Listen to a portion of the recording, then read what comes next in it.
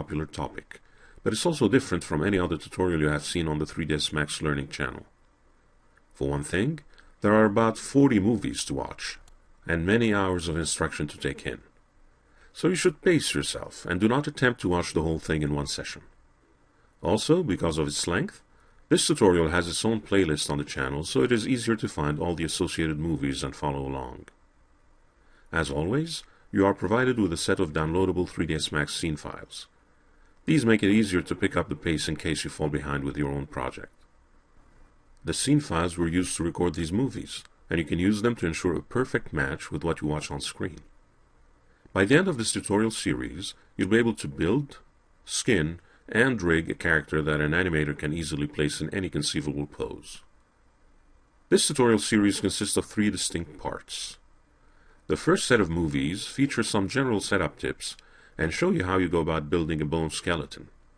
A bone skeleton takes longer to set up than a closed system like Biped or Cat, but it gives you more flexibility in the long run. The importance of joint placement and orientation is discussed at length. With the skeleton in place, the next set of movies in the series teach you how to skin the geometry to the bone skeleton. Skinning a character is not technically hard, but often feels that way because it's a very intuitive and organic process. It is also time-consuming, but there's a feeling of accomplishment when the skinned character behaves properly. There are no sequential workflows to follow here, and you'll find yourself jumping back and forth between one area and another.